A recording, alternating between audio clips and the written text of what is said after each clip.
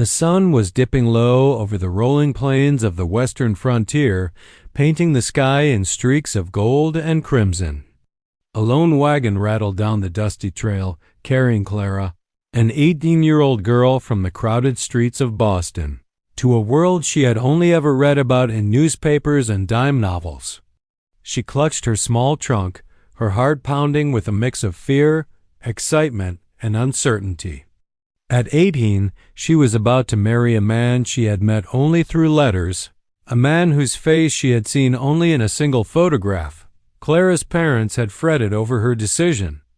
"The West isn't like home, Clara," her mother had warned. "The men there, they live by rules we don't understand. You must be brave, and you must trust yourself." But Clara's curiosity had outweighed her trepidation. She wanted adventure. She wanted a chance to shape her own life, far from the narrow streets and strict expectations of her Eastern upbringing. When the wagon crested the hill, she caught sight of Dakota, standing near the modest cabin she would soon call home. He was tall and lean, with skin kissed by the sun and eyes that seemed to hold the quiet strength of the plains themselves. Dakota was an Apache, known in the nearby town for his skill with horses, his keen tracking ability, and the deep respect he commanded from both settlers and native neighbors. Clara felt a flicker of fear. He was a stranger, and she did not understand his ways, but she also felt a strange pull of curiosity. The townspeople had gathered for the wedding. Frontier weddings were simple, practical affairs with a mixture of ceremony and celebration. Wooden benches served as pews, and the modest altar was decorated with wildflowers picked from the surrounding fields. There was little pomp, but the air was electric with anticipation. Clara's dress, a pale blue gown stitched by her mother, looked almost out of place against the rugged backdrop of the prairie. Yet she felt herself softening as she stepped forward, hand trembling in Dakota's. The ceremony itself was a blend of settler traditions and subtle nods to Apache customs. Dakota's sister had braided wildflowers into Clara's hair, a sign of welcome and protection, while the local preacher offered words of blessing. Clara tried to smile, but a lump rose in her throat. She realized that she had entered not just a marriage, but a world entirely unknown to her, where customs, expectations, and daily life would challenge her in ways she could scarcely imagine. After the ceremony, the guests left, and Clara and Dakota were alone for the first time in the small, candlelit cabin. The quiet was overwhelming. Clara's chest tightened, and despite her brave front, tears began to spill down her cheeks. She had expected fear, yes, but the depth of loneliness she felt was a surprise. She worried about everything, whether she could live in this harsh land, whether she would ever understand her husband, whether he would ever understand her. The past 18 years had prepared her for life in Boston, but they had not prepared her for this frontier existence. Dakota noticed her distress but did not rush her. He respected her silence, understanding that trust and comfort could not be forced. In Apache culture, patience and observation were valued traits, especially in building relationships. Dakota had grown up learning to read the land, the animals, and the people, and he instinctively knew that Clara's tears were not rejection, but fear of the unknown as Clara wept quietly. Dakota moved to the window and gestured for her to look outside. Beyond the cabin, the prairie stretched endlessly, dotted with wildflowers, deer, and the distant shapes of grazing horses. He spoke softly, explaining the land, the plants, and the ways of survival here, skills his people had passed down for generations. Clara wiped her eyes, listening intently. Though she did not yet know him fully, she began to sense a kindness beneath his stoic exterior, a willingness to guide rather than command. By the time the moon rose high in the sky, Clara's tears had slowed. For the first time that day, she felt a glimmer of hope. The frontier was harsh and unfamiliar, but perhaps it was also a place where she could learn, grow, and even find love. She realized that marriage, like the land, required patience, understanding, and a willingness to embrace the unknown. And perhaps, she thought, Dakota was not just a stranger to fear, but a guide to a new life she had only dared to imagine. The night had settled over the prairie like a heavy blanket. The wind whispered through the tall grass, carrying with it the earthy scent of sage and pine. Inside the small cabin, Clara sat on the edge of the bed, still trembling from the day's whirlwind of ceremony, faces, and new expectations. She was alone with Dakota now, her husband, a man whose culture and life were as unfamiliar to her as the stars above. Fear curled in her stomach. She had imagined this moment countless times during the long train ride west, the quiet, awkward first night in a new home. She worried about everything: how to speak, how to act, and even whether she could live up to the unspoken expectations of a man she barely knew. Tears welled in her eyes again, and she let them fall, not bothering to hide her vulnerability. Dakota did not react with impatience or judgment. He simply sat by the window, watching her with quiet attentiveness. In Apache tradition, patience was not just a virtue, it was a form of respect. He knew that trust and comfort could not be commanded. They had to grow naturally. And so he waited, letting Clara release her fear in her own time. After a long moment, he moved quietly to the small table in the corner and returned with a handmade quilt carefully folded. Its stitches were uneven in some places, but each one had a purpose. The fabric was woven with patterns that told stories of Dakota's family, the cycles of the seasons, and the animals of the prairie. Some of the designs were simple geometric shapes, while others depicted deer, eagles, and the sun symbols of protection, guidance, and life. "Clara," he said softly, his voice steady but warm, "this is for you. It tells who I am, and who I hope we can become together." Clara's eyes widened. She had not expected a gift, much less one so thoughtful. She unfolded the quilt carefully, tracing the embroidered patterns with her fingers. Each symbol had a story, and Dakota patiently explained them. The sun represented hope and warmth. The eagle symbolized freedom and strength, and the circle of deer stood for family and unity. For the first time, Clara felt she was beginning to understand the man beside her, not just as a husband, but as a person with a deep connection to his land, his family, and his traditions. The gesture melted the last of her tears. For the first time since arriving on the frontier, she felt safe and seen. Dakota didn't push her to speak or act in any particular way. He simply shared a part of himself, inviting her into his world. Clara realized that love and respect could start with something as simple as understanding a quilt, a story, a willingness to listen. Over the next hours, they talked quietly, their words bridging the gap between two very different worlds. Dakota shared tales of his youth on the plains, of the plants and herbs that healed and nourished, and of the ways his people survived in harmony with the land. Clara listened intently, fascinated by the depth of his knowledge and the gentleness with which he spoke. She began to share stories of Boston, her family, and the life she had left behind. By the time the moon rose high, casting silver light through the cabin window, Clara felt a shift within herself. Fear and loneliness were no longer the dominant emotions. They had been replaced by curiosity, respect, and a flicker of hope. She realized that the frontier was not just a place of hardship. It was also a place of discovery, learning, and unexpected kindness.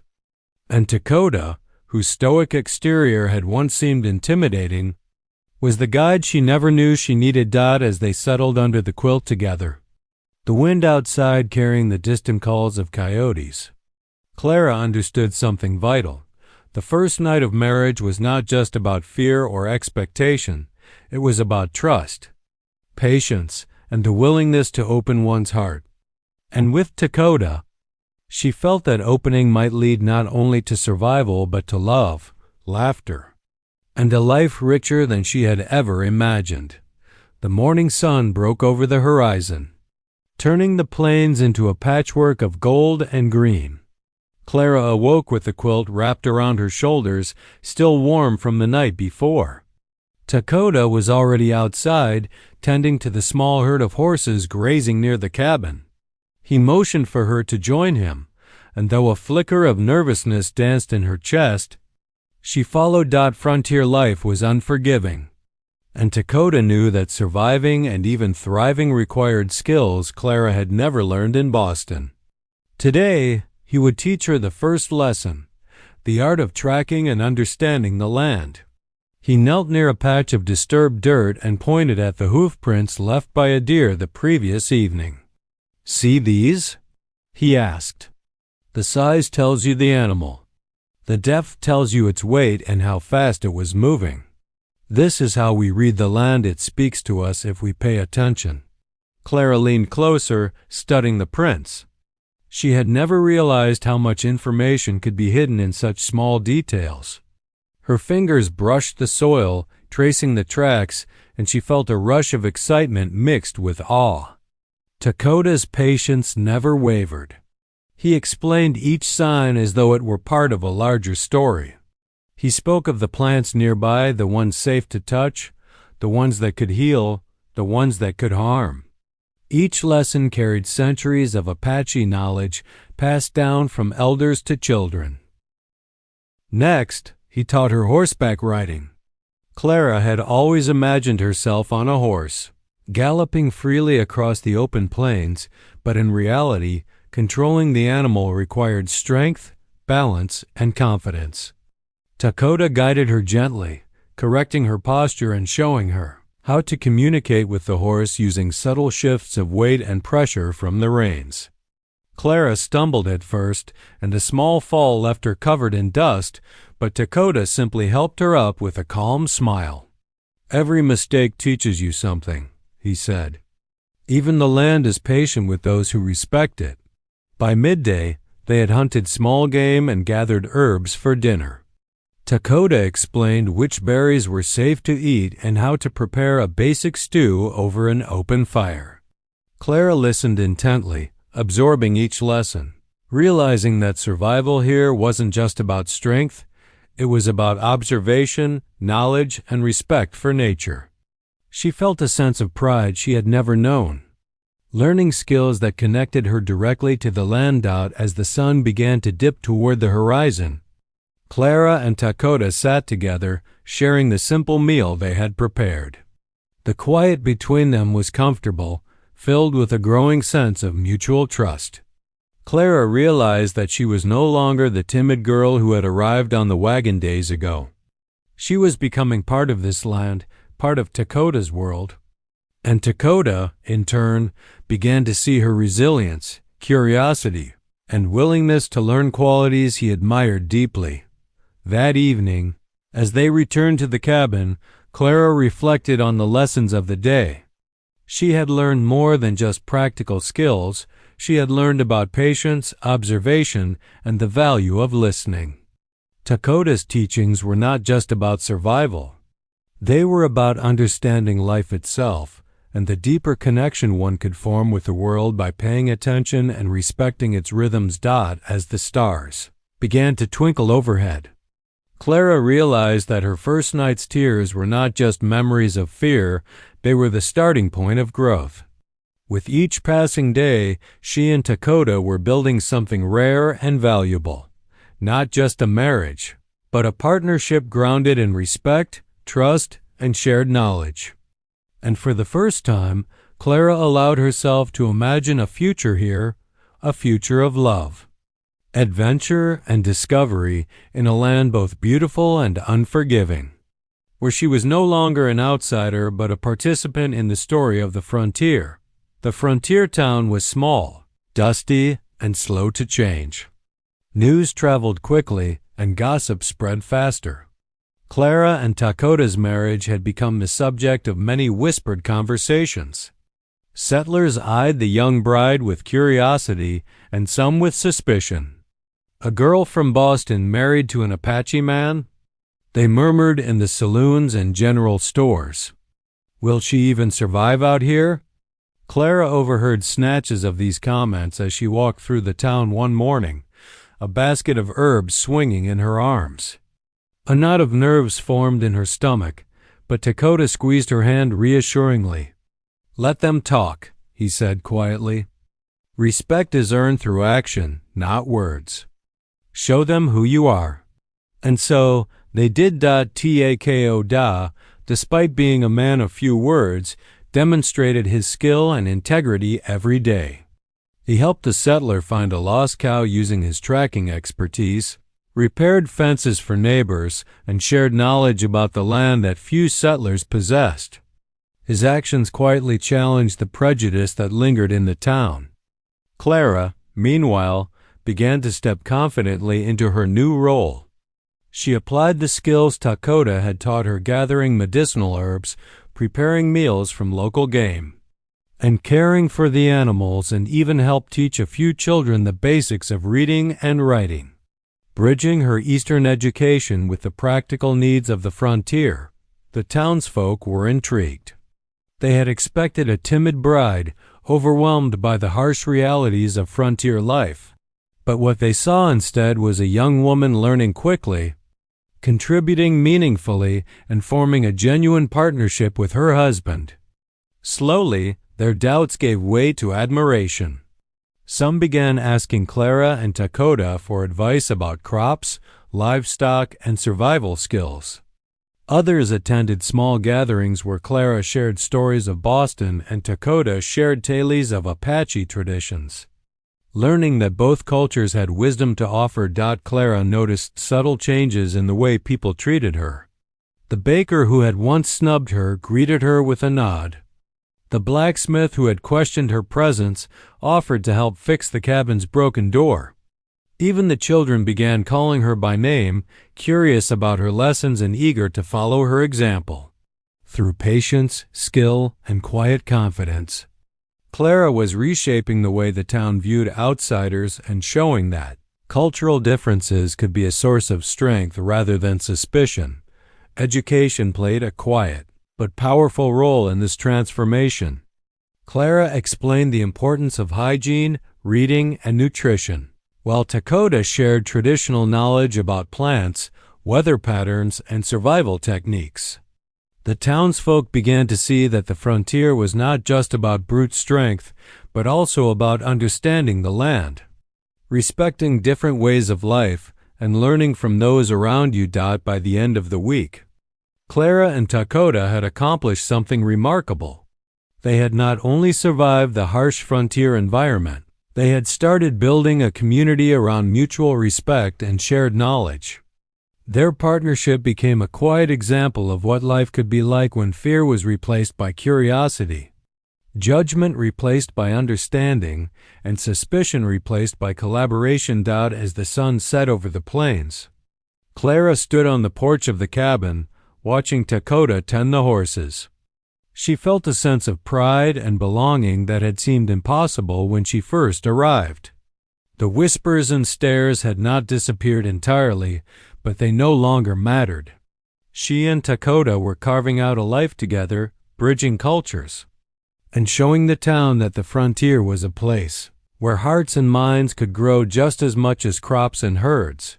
Clara's initial tears, the fear she had felt on her wedding night, seemed like a distant memory.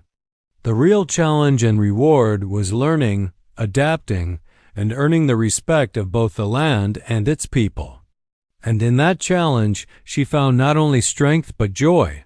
Days turned into weeks, and Clara began to feel at home in a way she never imagined. The cabin no longer felt like a temporary shelter. It had become a place of warmth, learning, and shared memories. Each morning, the prairie greeted them with the same golden light, and each night, the stars seemed to shine brighter over their little homestead. But beyond the skills, survival, and respect from the townsfolk, Clara felt a new kind of growth and emotional connection with Dakota that surprised her. It began with small gestures. Dakota would notice when Clara seemed anxious or tired and quietly prepare a cup of herbal tea, carefully brewed from the plants she had learned to identify herself. He remembered details she had mentioned about her family back east and spoke of them with a respect that made her feel truly seen. Clara, in turn, learned to read his expressions, understanding that his silence often carried meaning. She discovered that beneath his calm, reserved exterior was a heart that cared deeply, a mind attuned to the rhythms of the land and to hers. One evening, after a long day of tending the animals and gathering firewood, they sat together by the cabin's fire. Dakota brought out a small bundle, a leather pouch filled with seeds he had collected from the plains, each one representing a different plant that had been important to his people for generations. He explained how the seeds could be planted to grow food, medicine, or materials for tools. "Every plant tells a story," he said. "Every story is a lesson." Clara was captivated. The seeds were more than just practical items. They were symbols of life, growth, and continuity. As they planted them together the next morning, she realized that their partnership was much like the garden they were creating. It required patience, understanding, and care. Just as the seeds needed sunlight, water, and attention, so too did their relationship require honesty, respect, and empathy. Their bond deepened further through shared experiences. One day, a sudden storm swept across the plains, and they were forced to take shelter in a nearby cave. Inside, Dakota taught Clara how to start a fire without matches and how to recognize safe drinking water from a small underground stream. They worked together, sharing warmth, laughter, and stories as the storm raged outside. By the time they returned to the cabin, Clara felt a trust and closeness that no words could fully capture. She began to understand Dakota not just as her husband, but as a partner, teacher, and friend. Through these moments, Clara also learned about Apache traditions surrounding respect, love, and family. She saw how Dakota's culture valued listening, patience, and nurturing the land and relationships alike. She began to blend her own Eastern upbringing with these lessons, creating a new perspective that combined her knowledge with his wisdom. Education, she realized, wasn't just about reading or survival skills. It was also about understanding people, their history, and their values. By the end of the week, Clara's confidence had grown. She no longer approached the frontier as a place of fear or uncertainty. She approached it as a place of opportunity, adventure, and connection. She understood that her first night's tears had been a beginning, not an end. They were a doorway to trust, empathy, and love. And with Dakota by her side, she felt ready to face whatever challenges lay ahead. As they sat together under the vast, starry sky, Dakota finally spoke a simple truth. "I am glad you are here. Clara, you are strong and you belong." Clara smiled, feeling the warmth of his words settle into her heart. She realized that love in the frontier was not instantaneous or flashy. It was quiet, steady, and built through shared experiences, patience, and understanding. In that moment, surrounded by the land and the life they were building together, Clara felt a profound sense of peace. She was no longer afraid. She was home. Weeks had turned into months, and the little homestead of Clara and Dakota had become a symbol of harmony between two very different worlds. The cabin was no longer just a home. It was a place of learning, laughter, and connection. Clara had grown confident in the ways of the frontier, mastering horseback riding, tracking, and even basic hunting. Dakota, in turn, had learned some of the practical skills Clara brought from Boston, such as organizing supplies, keeping a journal, and teaching others to read. Together, they had created a partnership built on respect, trust, and shared knowledge. Word of their success spread through the small town. The settlers who had once whispered doubts now watched with admiration. Clara's courage and determination, combined with Tekoda's skill and wisdom, had earned them the community's respect. Even those initially skeptical began seeking their guidance, whether it was in tending livestock, navigating the prairie, or understanding the medicinal plants Tekoda had taught Clara about.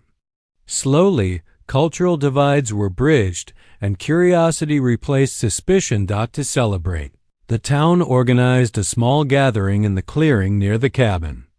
It was a frontier-style feast with tables laden with bread, roasted meat, and fresh vegetables, some of which Clara and Tekoda had grown themselves. Children ran freely, laughing, and the townsfolk shared stories of the land and their ancestors. Tekoda had woven another quilt, this one for the gathering. Incorporating symbols from both Apache traditions and the town's settler heritage, a testament to the unity they had fostered. As the sun set, Clara and Tekoda stood hand in hand, watching the sky turn shades of pink and orange. She felt a deep sense of fulfillment, remembering the tears she had shed on their first night. Those tears had marked the beginning of a journey, one that had tested her courage, stretched her understanding, and ultimately led her to a profound love she had never anticipated. Tekoda spoke softly, but with warmth that made Clara's heart swell. "You have learned much, Clara, not just about the land, but about people, patience, and trust. You have grown strong, and our home is stronger because of you." Clara smiled, realizing that she had indeed found her place, not just on the frontier, but beside a man who respected and cherished her. The townsfolk cheered as Clara and Tekoda shared a quiet dance beneath the stars.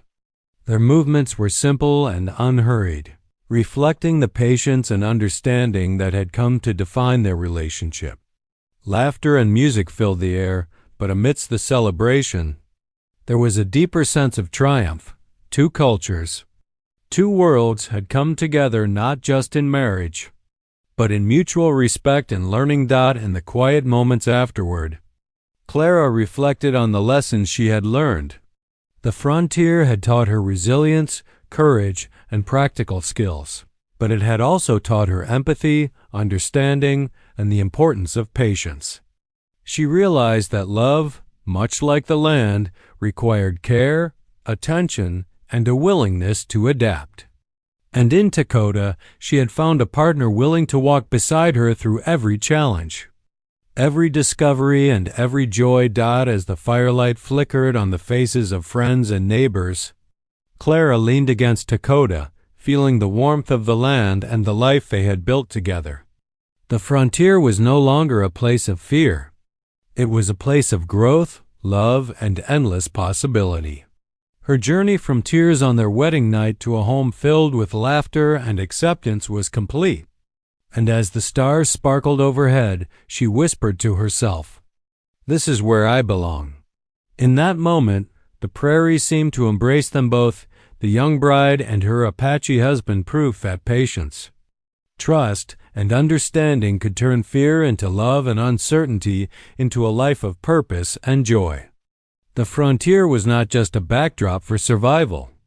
It was a teacher, a unifier, and a home for hearts willing to learn. Spring had arrived on the prairie, and the land seemed to awaken in bursts of green and gold. Clara and Tekoda's homestead was alive with new energy. The garden they had planted together was flourishing. The animals were thriving, and even the cabin seemed brighter, filled with laughter and learning. Their partnership had matured into a rhythm as steady and enduring as the wind over the plains. Clara had grown skilled, not only in survival but also in understanding the delicate balance between nature and community.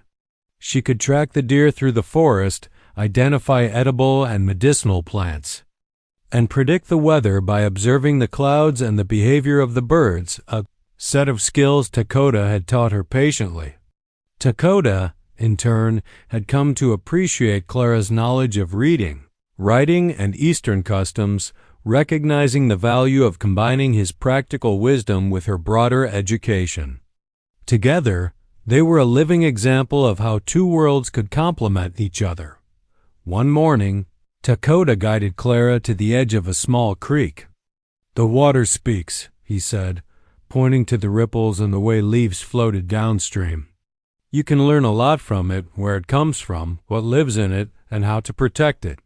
Clara knelt, examining the water and listening. She realized that these lessons weren't just about survival, they were about respect, observation, and living in harmony with the land. As they worked side by side, Clara reflected on how far she had come. She remembered her first night, the tears, the fear, the uncertainty. Back then, she had been an outsider in every sense. In a new home, married to a man she barely knew, surrounded by a land she didn't understand. Now, she was a part of it, not just as a resident, but as an active participant in its life and rhythms. She had learned that courage wasn't the absence of fear, it was the choice to face the unknown, to listen, and to adapt. Their growing bond was evident to everyone around them. Even the townschildren, who once regarded Clara with curiosity, now saw her as a teacher and a friend. Townsfolk frequently came to the cabin seeking advice, whether it was about planting crops, tending animals, or learning practical skills for the frontier.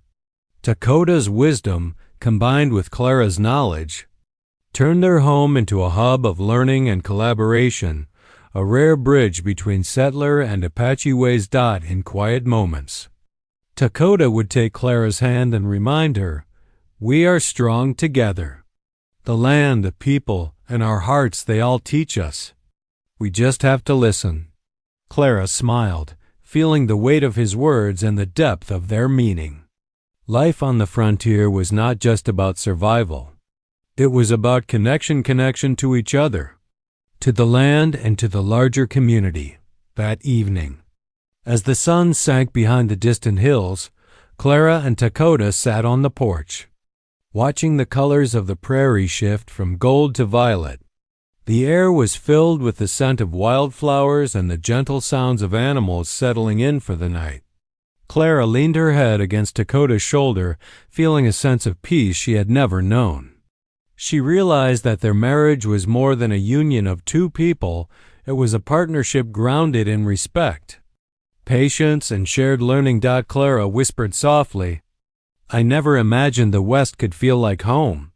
Dakota smiled, his eyes reflecting the fading light. "Home is not just where you live," he said. "It is where you grow, where you learn, and where you are understood." In that moment, under the vast prairie sky, Clara knew it was true.